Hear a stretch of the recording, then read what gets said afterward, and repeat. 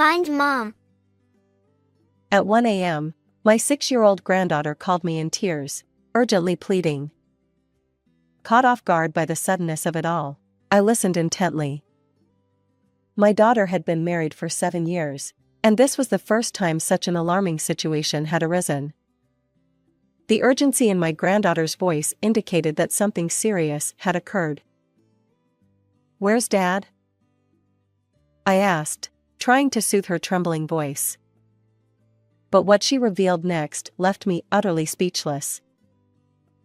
A few years after my husband's passing, I had been living alone, finding solace in the weekly visits from my neighbor's granddaughter, Mia. Every Saturday, my daughter and son-in-law would bring their family over to spend time with me. Hi, Grandma. Mia, who turned 6 this year, has an affectionate personality. As soon as I open the front door, she greets me with a smile and hugs. My daughter Olivia and her husband Michael also find her endearing, and we all watch over her with smiles. My daughter got married 7 years ago. I vividly remember the moment when she blushed and shyly introduced Michael to me. After a brief conversation, I sensed that although he was reserved, his gentle demeanor would surely make him cherish my daughter. I wholeheartedly supported their marriage. Soon after, they had a child, and my daughter and son-in-law's life seemed blissful. They kindly considered even my solitary living situation. How wonderful it is to see Olivia happy. However, that peaceful life was not destined to last forever. Little did I know that I would soon be entangled in an unimaginable event. The first sign of trouble came on a Saturday. When my daughter and granddaughter visited as usual, their expressions were unusually somber. Michael couldn't make it again today due to work. She furrowed her brows, her smile strained. It was true, my daughter and granddaughter had been visiting more frequently, but I hadn't seen Michael in a long time. Does she feel lonely without her husband? I entertained such casual thoughts until that fateful moment after lunch. Olivia stood in the kitchen, sleeves rolled up, helping me wash dishes. And then, I saw it, the shocking sight that made my eyes widen. "What happened there?"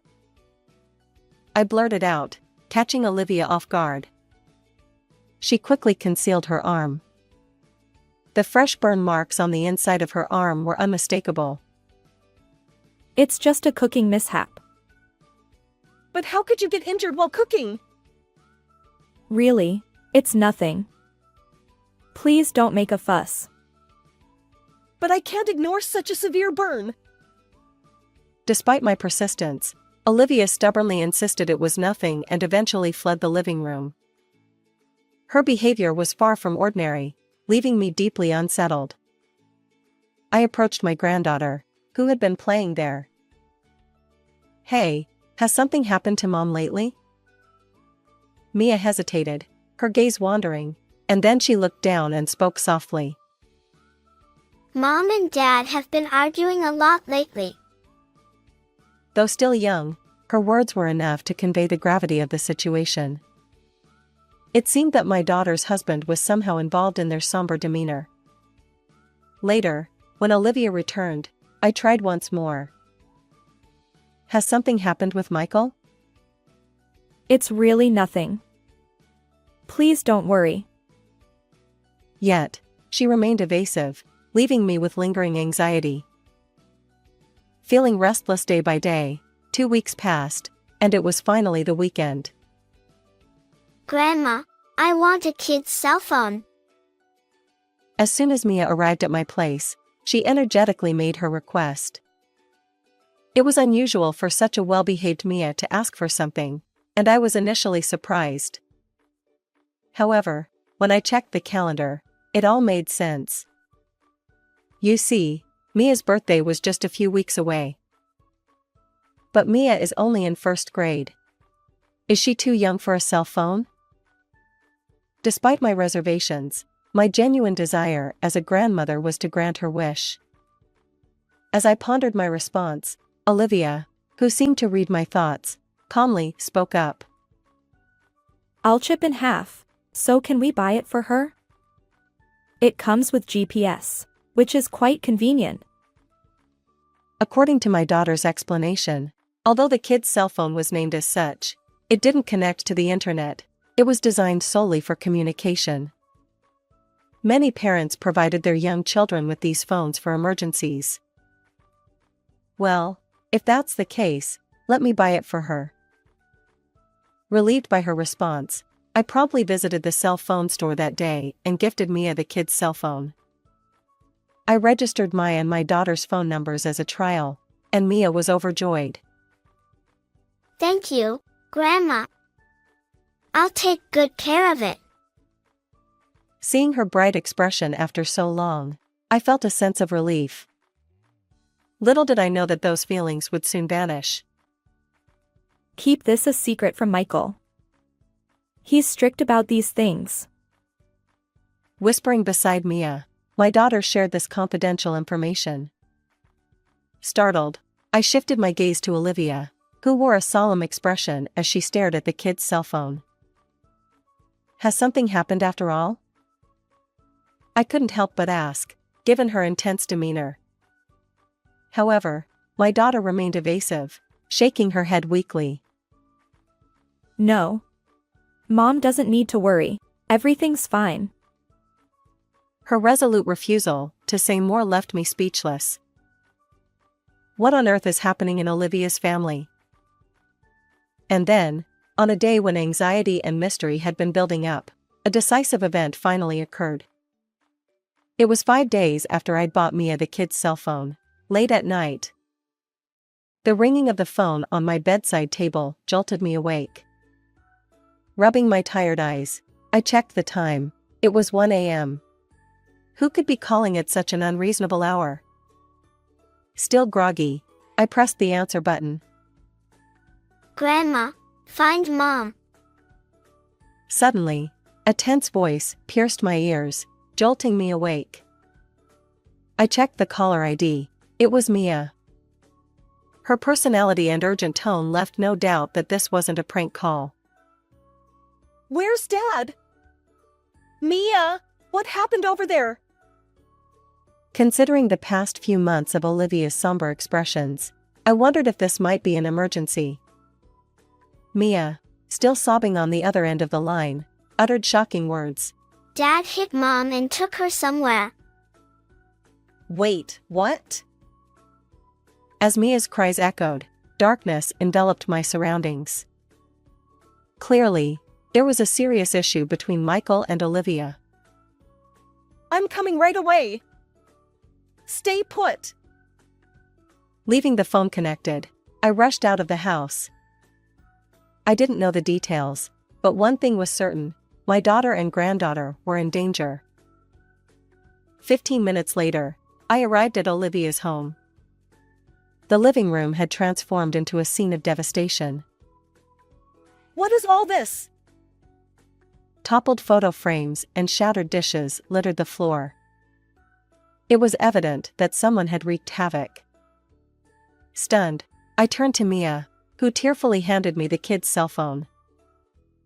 Mom said something to Dad, and they got into a fight. As the video played on the screen, I was once again rendered speechless. There was Michael, grabbing Olivia, shouting, "You probably look down on me too, don't you?" It seemed that Mia, who had been asleep, woke up to their argument and secretly recorded the entire incident.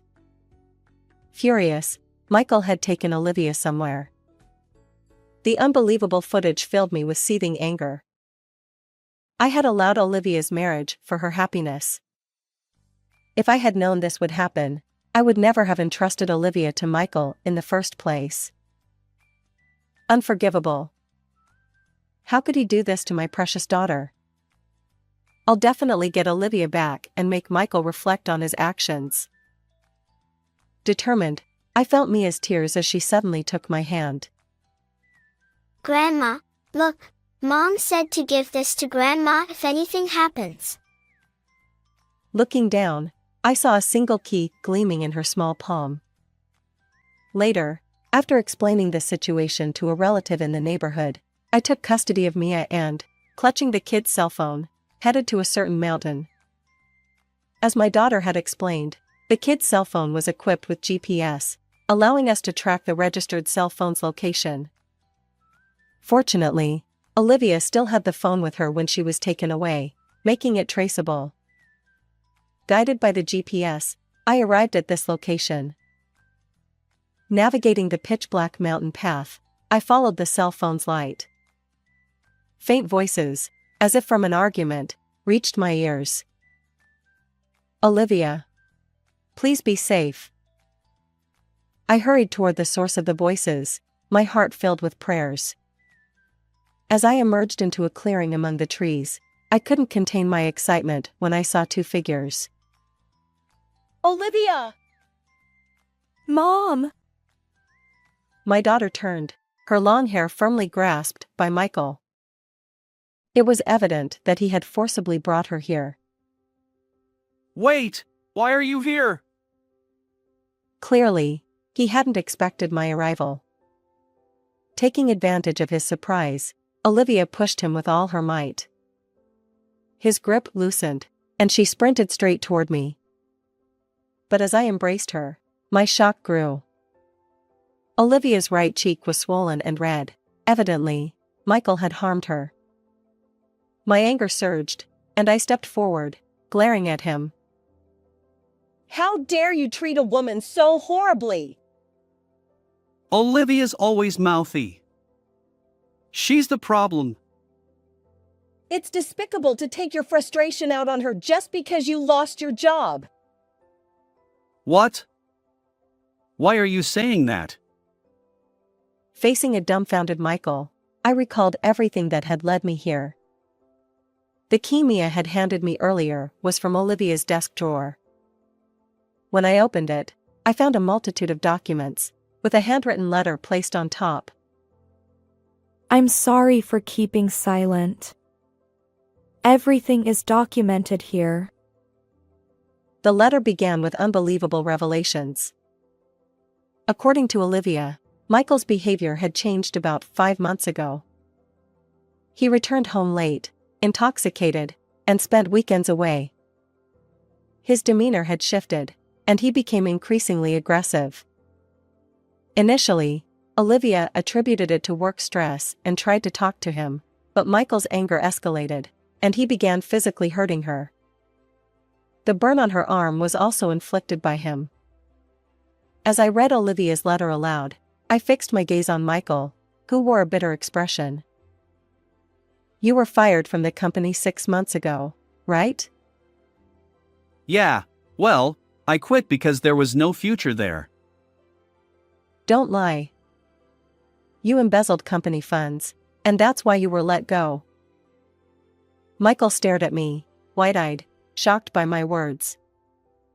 As it turns out, Olivia had noticed Michael's increasingly odd behavior and mustered the courage to call the company to inquire about his usual demeanor. There, she learned the truth. Michael had been fired, and the reason was shocking. The company had shown leniency, allowing him to return the embezzled $35,000 in full, which prevented any legal action. However, Michael took advantage of this situation, keeping the truth hidden from my daughter. However, burdened by substantial debt and with nowhere to turn for advice, he grew increasingly frustrated. Eventually, he began directing that stress toward Olivia. "Really, you should have consulted me from the beginning." As I gently touched my daughter's reddened cheek, she looked down, seemingly embarrassed, and tears welled up in her eyes. I'm sorry.